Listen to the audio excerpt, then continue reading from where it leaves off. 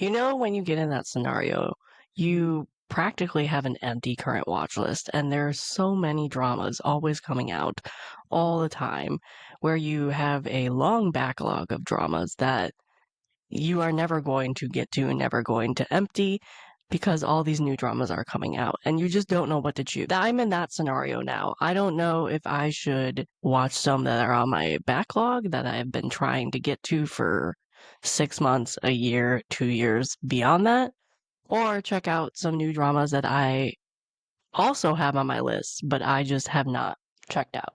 So what did I do? I watched the first episode of some recent airing or just done airing Chinese dramas, and I'm going to tell you what I liked, what I didn't like, and then ultimately decide and tell you if I'm going to stick with it, if I might stick with it for now and drop it later, or I didn't like it, I'm just going to drop it now.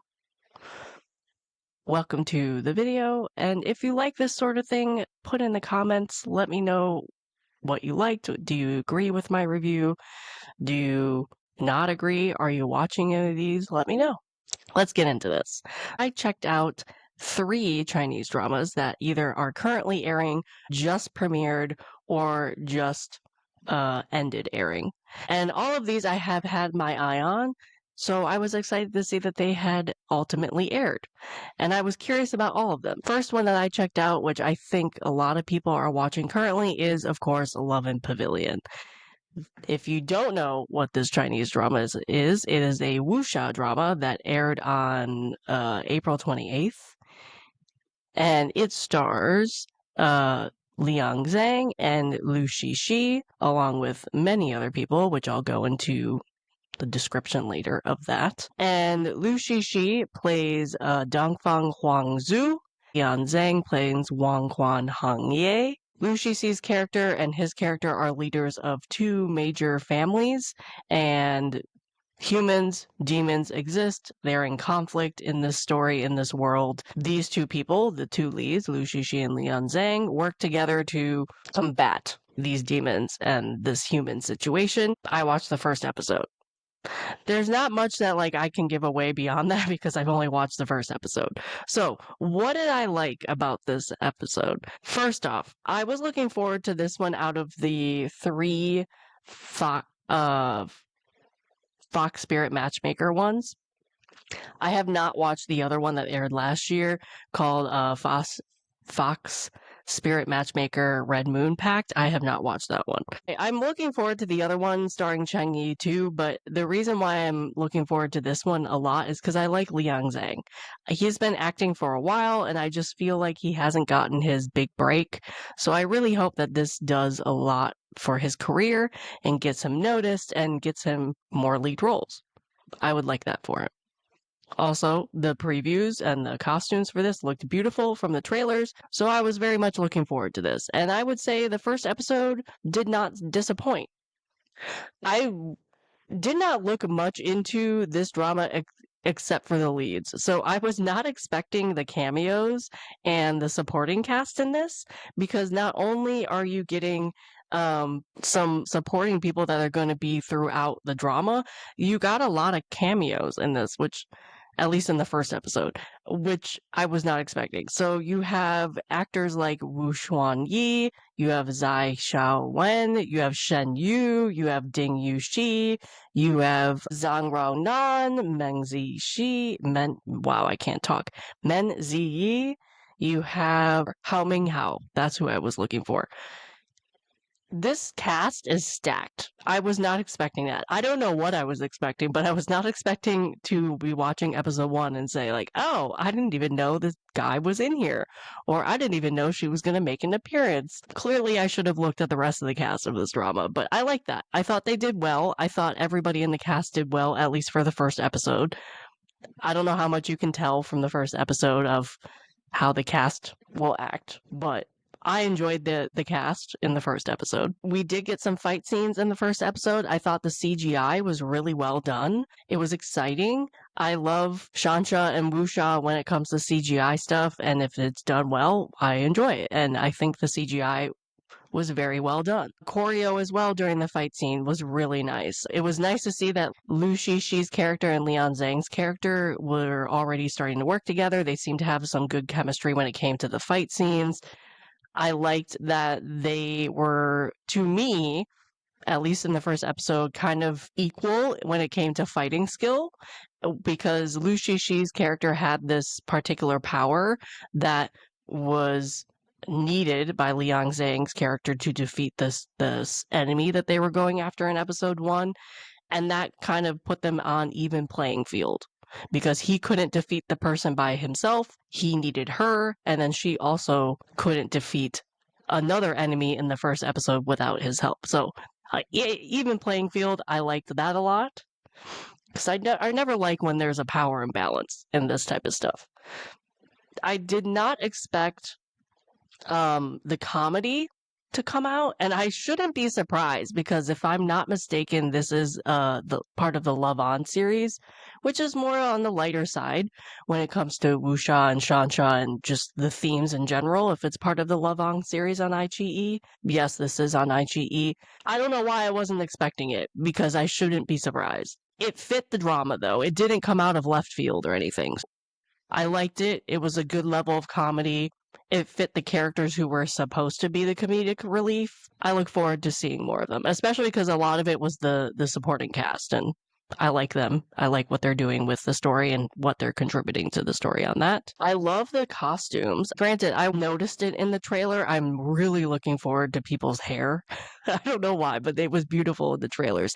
The costumes did not disappoint. They had some elaborate hair pieces in the first episode, and love the coloring and the makeup. I loved it. It was very well done, in my opinion. You could tell it was a little lower budget compared to some of the other high fantasy wuxia, shansha dramas that we've seen over the years, but it wasn't like it was like, oh my god, this was poorly made. There's just some levels, and I felt like this was very well balanced, and it had a good level of costumes and makeup and CGI, and very pleasant to watch, in my opinion. And it was not surprising why a lot of people were looking forward to this one, myself included. They also definitely know how to kick off a drama. The first episode was exciting. It showed a lot of characters. It had a lot of chemistry with multiple characters, and it gave a lot to the audience to latch onto and root for and enjoy. So you want to watch that next episode, which I do.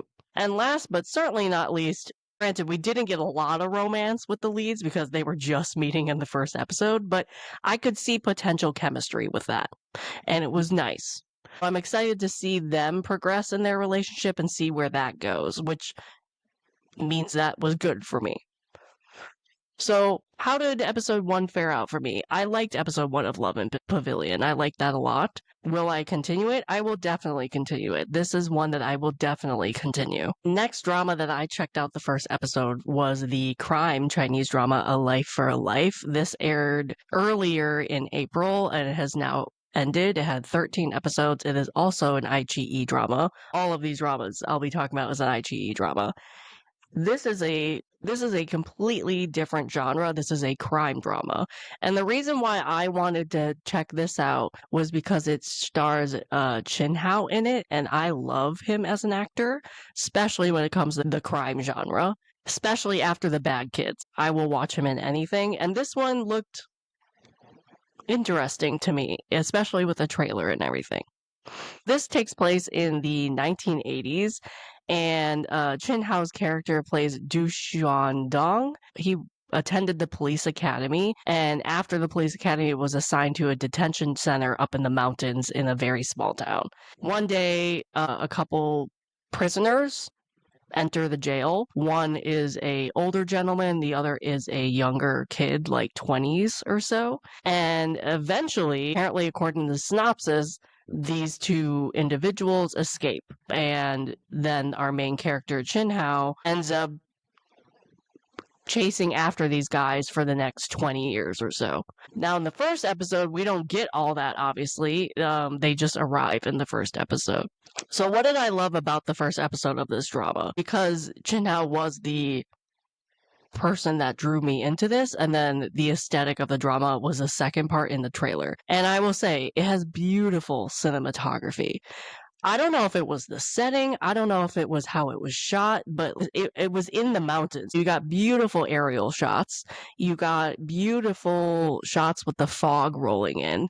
It gives this feeling that you want in a crime drama. It's eerie, it's a little creepy, but it's also beautiful in a weird way. Love the music. Since it took place in the 1980s, you got that 1980s feel, but I think it fit the drama as well because it added to that creepiness of it all. In terms of the cast, Chin Hao is what I would think is kind of like a heavy hitter when it comes to the cast, especially after The Bad Kids. But even before that, he's a well-known actor. Overall, this cast has some heavy hitters in it. There's some really, really veteran actors in this drama, like Han Gun. He's been everywhere. And then we have Shi Peng Wan. He was a child actor in The Bad Kids and did fantastic, and he's back as well.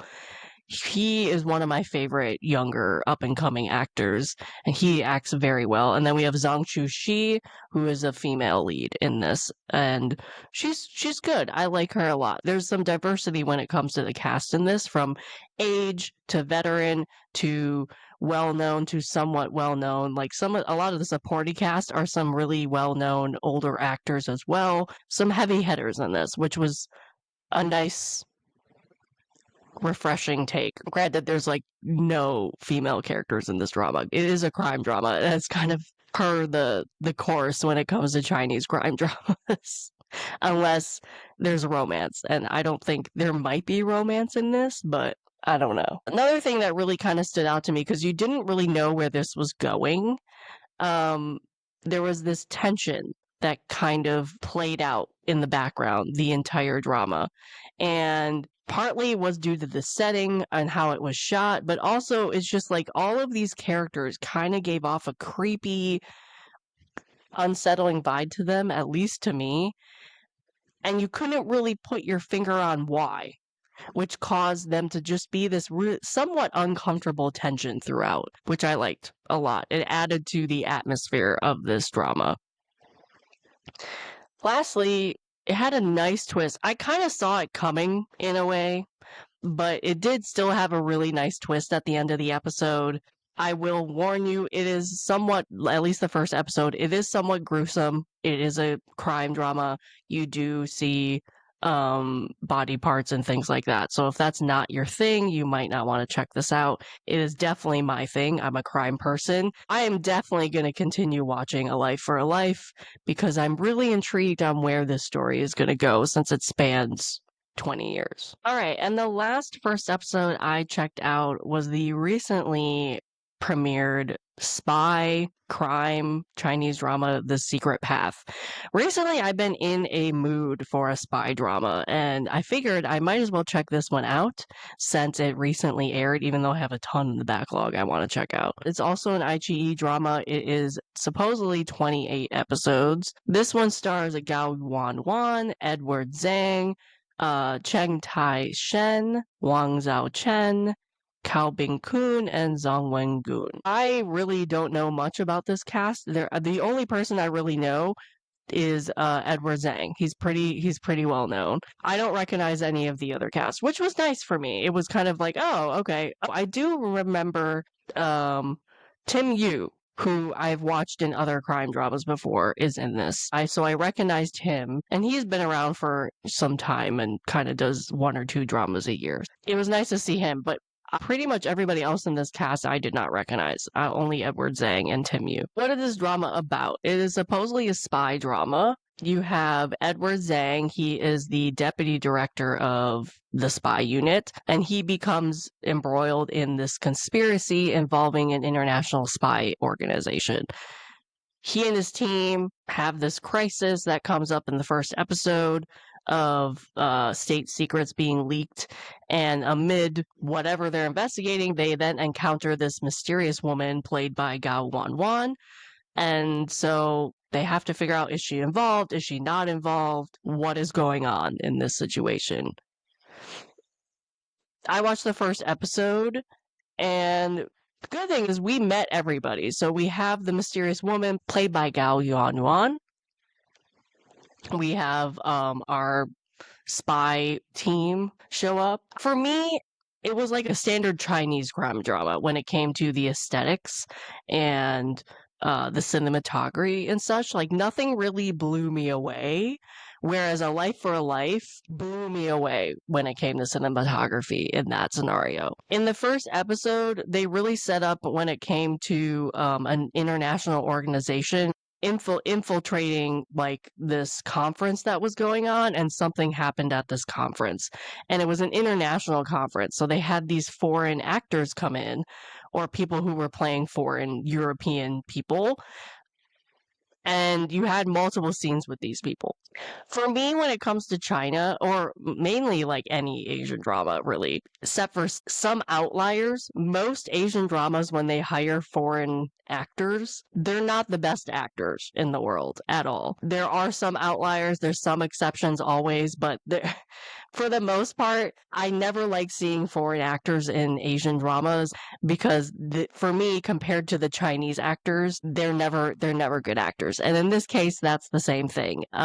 They were mediocre. They were passable, and I think because they're not main characters, we're not going to see a lot of them, but they stood out like sore thumbs in the first episode because they're not good actors. Also, they introduced these people as European, but the dubbing gave them American accents. That was a little weird for me, just because I was like, wait, I thought these were supposed to be European characters. It did have some nice instrumental because with it being a spy drama, you needed some like action instrumental music, and I thought that fit well. It was a little confusing because they introduced a lot of characters at the same time, and the good thing is that they had it written on screen in English, so you could see like, okay, this name goes with this title, or this person is supposed to be this person, but there was still a lot of introductions, which if you're used to Chinese dramas, that's not uncommon. There's a lot of ensemble dramas out there, but you have to kind of wrap your head around all these characters and where they fit into the story,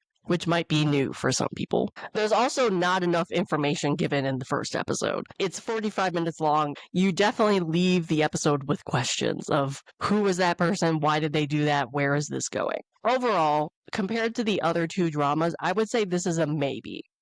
I'm not going to drop it just yet.